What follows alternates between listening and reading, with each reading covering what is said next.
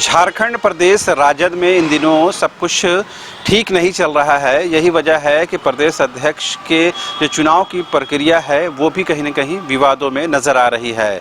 ऐसा माना जा रहा था कि तमाम जिलों के चुनाव संपन्न कराने के बाद प्रदेश स्तर पर जो प्रदेश अध्यक्ष के चयन की प्रक्रिया पूरी होगी, लेकिन कई जिलों में चुनाव नहीं कराए जा सके। लिहाजा राष्ट्रीय अध्यक्ष यानी लालू प्रसाद को इस बात के लिए नामित कर दिया गया है कि वो झारखंड में किसे प्रदेश अध्यक्ष के तौर पर नामित करते हैं। दो नाम गए हैं, पूर्व प्रदेश अध्यक्ष अभय कुमार सिंह का और वर्तमान में निवर्तमान कार्यकारी अध्यक्ष संजय यादव का।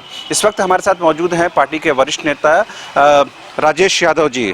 राजेश जी, जो कुछ अभी पार्टी में चल रहा है वो क्या नियम संगत है चुनाव की प्रक्रिया के संदर्भ में? नियम चुनाव प्रक्रिया के तहत ही राष्ट्रीय अध्यक्ष द्वारा चुनाव का घोषणा किया गया। जो प्रक्रिया है चुनाव कराने का, इसके लिए राष्ट्रीय निर्वाचन पदाधिकारी बने उदय नारायण चौधरी जी, और उन्होंने यहाँ निर्वाचन पदाधिकारी बनाए सुरेश पासवान को, और विवाद वहीं से शुरू हो गया। सुरेश पासवान तो ठीक है, लेकिन वैसे लोगों को सहायक निर्वाचन पदाधिकारी बनाया गया जिनका कोई अनुभव ही नहीं था। और कितने सदस्य बनेंगे, कितने क्रियाशील सदस्य बनेंगे, और प्रक्रिया जो होना चाहिए था निश्चित रूप से नहीं हुआ। लेकिन अब तो हो गया है। विवाद भी है बहुत से जिला में। अभी राष्ट्रीय राज्य निर्वाचन पदाधिकारी ने कहा कि 19 तारीख के बाद 19 तारीख के पहले जो हुआ है वही वैध होगा, और 19 तारीख से जो 22 तारीख तक हुआ वो अवैध होगा। और राज्य निर्वाचन पदाधिकारी का चिट्ठी है, पत्र है, तो ये अपने आप में असमंजस की स्थिति पैदा कर दिया। यहाँ बैठ करके कार्यालय में लोगों ने गोपनीय ढंग से चलाने का काम कर रहे हैं। तो जब पार्टी का निर्णय था कि 21 तारीख को नॉमिनेशन, 21 तारीख को राज्य अध्यक्ष का चुनाव होगा, तो हमको समझते हैं कि जो प्रक्रिया था 19 तारीख को नॉमिनेशन का, 20 तारीख को ड्रॉबल का, तो लोग अपनाने का काम नहीं किया। नतीजा हुआ कि दो नॉमिनेशन हुए। एक हुए अभय सिंह जी, एक संजय सिंह यादव जी। विवाद हुआ। संजय सिंह यादव का एक वहाँ पर बैठकर कहा कि इनका ना आवेदन रद्द होगा। काहे रद्द होगा कि 10 गो प्रस्तावक इनका नहीं है। लेकिन राजद के संविधान में इस तरह का मामला नहीं है। तो इस पर विवाद होने लगा, तो राष्ट्रीय अध्यक्ष को नामित कर दिया गया, प्रदेश अध्यक्ष। ये भी हमको जानकारी नहीं है। नहीं, ये आपका राज्य, देखिए एक बात सुन लीजिए कि राज्य कार्यालय में जो दैनिक वेतन लोग हैं, यदि वे लोग तय करने लगे किसी भी पार्टी में, किसी भी संस्था में, जो राज्य कार्यालय में बैठे हुए हैं और वेतन पा रहे हैं 10,000 20,000, वे लोग जब संगठन के और इस सब में निर्णय लगेंगे तो विवाद होगा ही। और वही हो रहा है। जिनको जानकारी नहीं है, वेतन लेने वाले निर्धारण कर रहे हैं कार्यालय प्रभारी, जो माने जो लोग हैं किसी भी पार्टी संस्था में जिनको वेतन मिल रहा है कार्यालय में काम करने का, और वो जो निर्णय लेने लगे पार्टी के संगठन के लिए, पार्टी में कौन रहेगा कौन नहीं रहेगा, वो जो निर्णय लेने लगे तो निश्चित रूप से विवाद होगा, विरोध होगा। और उसमें सिर्फ उनका ही गलती नहीं है, जो लोग वैसे लोगों से करवा रहे हैं वे लोग सारे दोषीवार हैं। और राष्ट्रीय अध्यक्ष का जो निर्णय है, जो सोच है, उस सोच के खिलाफ यहाँ के लोग कर रहे हैं, काम कर रहे हैं। ये बताइए, चूंकि अभी चुनाव की प्रक्रिया चल रही है, ऐसे में क्या जब कहते हैं कि जब कोड ऑफ कंडक्ट लगा हुआ हो तो कोई भी डिसीजन नहीं हो सकता, तो इस दौरान क्या जब चुनाव की प्रक्रिया आपके अध्यक्ष के लिए चल रही है, उस दौरान राष्ट्रीय परिषद के सदस्यों को नॉमिनेट करना क्या अधिकार है? यूँ देखिए, राष्ट्रीय अध्यक्ष के चुनाव, प्रदेश अध्यक्ष के चुनाव के बाद ही राष्ट्रीय परिषद का चुनाव होता है।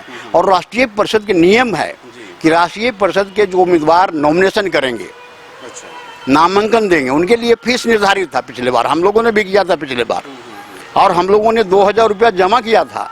लेकिन ये प्रक्रिया अपनाया नहीं गया। बैठ करके और कायमी सदस्य किसको बनाया रहा है, किसको बना रहा है, घर में बैठ के बना रहा है, ये गलत है। कोई प्रक्रिया अपनाया नहीं जा रहा है। कहीं बन गया, कहाँ का बन गया, कल आया वो बन गया, परसों आया वो बन गया। तो ये पार्टी संगठन को कमजोर करने की कुछ लोग साजिश रच रहे हैं। वो साजिश उनका ऐसे सफल नहीं होगा, लेकिन राष्ट्रीय अध्यक्ष को हम लोगों ने इसकी सूचना दे रहे हैं। तो ये तो अच्छी बात है ना कि अगर एक पोस्ट के लिए एक से ज़्यादा नाम आ रहे हैं तो लोकतांत्रिक व्यवस्था के तहत ये चीज़ें होती हैं। जैसे अभय जी का नाम आया, संजय जी का नाम आया, तो ये एक पद है ना। राष्ट्रीय परिषद मालूम नहीं है लोगों को कि राष्ट्रीय परिषद में 14 लोकसभा, जितने लोकसभा सदस्य होते हैं उतने राष्ट्रीय परिषद के सदस्य नामित होते हैं। जितने विधायक क्षेत्र है, 81 विधानसभा है, तो यहाँ 81 राज्य परिषद के सदस्य होंगे। और राज्य परिषद के सदस्य, देखिए आप मान लीजिए जो वहाँ से आया है निर्वाचन करने का, तो राज्य परिषद, राज्याध्यक्ष और राज्य परिषद के चुनाव कराने का यही था निर्णय। अच्छा, राज्य परिषद में कौन जाएंगे, राष्ट्रीय परिषद में कौन जाएंगे, ये चुनाव कराने का यही उसमें लिखा हुआ है कि किस तारीख को राज्य परिषद का, राष्ट्रीय परिषद का चुनाव होगा और अध्यक्ष का चुनाव होगा। यहाँ कहाँ हुआ, कोई चुनाव ही नहीं हुआ, तो यहाँ से भेज दिया गया, गलत ढंग से भेजा गया है। एक आखिरी सवाल है, इससे इतर है, क्योंकि सरकार जो है 1932 के खतियान के इम्प्लीमेंटेशन की दिशा में आगे बढ़ रही है। जो आपकी पार्टी है यानी राजद है, उसका स्टैंड बहुत साफ नहीं है। पिछले दिनों संजय जी से बात हो रही थी, उन्होंने कहा कि जो सरकार का निर्णय उसके साथ है और जो झारखंड में रहते हैं वो झारखंडी है। तो पार्टी कोई स्टैंड नहीं ले पा रही है, इससे क्या आपका वोटर बिदक जाएगा या नाराज होगा या इससे उसमें नाखुशी होगी? पार्टी का स्टैंड साफ है। महागठबंधन की सरकार, हेमंत सोरेन की सरकार ने जो निर्णय लिया है उस निर्णय के साथ पार्टी है। 1932 के साथ सब जो निर्णय हुआ है उसके साथ है। पार्टी के द्वारा, हाईकमान के द्वारा कोई तो निर्देश आया नहीं है। किसका विरोध करो, विरोध करने का मतलब महागठबंधन का विरोध, सरकार का विरोध करना।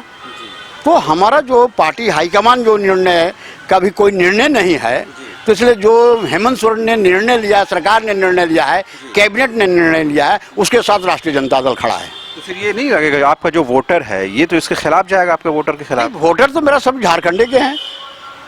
नहीं, पलामू प्रमंडल में जो आपका बेल्ट रहा है और वहाँ पर तो ये इसके खिलाफ जाएगा। पलामू झारखंड से बाहर है क्या? झारखंड के ही हैं। गोड्डा झारखंड से बाहर है क्या? चतरा झारखंड से बाहर है क्या? मगर जो सरकार का निर्णय है 1932 का, उसके साथ है आप, पार्टी का कोई स्टैंड नहीं? पार्टी का स्टैंड राष्ट्रीय अध्यक्ष ने निर्णय लेते हैं। तो पार्टी का स्टैंड है कि सरकार के साथ रहो, तो हम लोग सरकार के साथ हैं, सरकार के निर्णय के साथ हैं। ठीक। तो आपने सुना, ये थे राजद के वरिष्ठ नेता राजेश यादव, जिन्होंने इस बात का कंफर्म किया है कि 1932 खतियान को लेकर सरकार जिस दिशा में बढ़ रही है पार्टी उसके साथ है। क्योंकि पार्टी आलाकमान की तरफ से कोई इस बारे में स्टैंड नहीं बताया गया है कि पार्टी का क्या स्टैंड होगा, यानी कि सरकार के साथ रहना है तो सरकार जो कुछ निर्णय लेती है पार्टी उसके साथ होती है। फिलहाल मुझे और मेरे सहयोगी संजय को दीजिए इजाज़त। नमस्कार।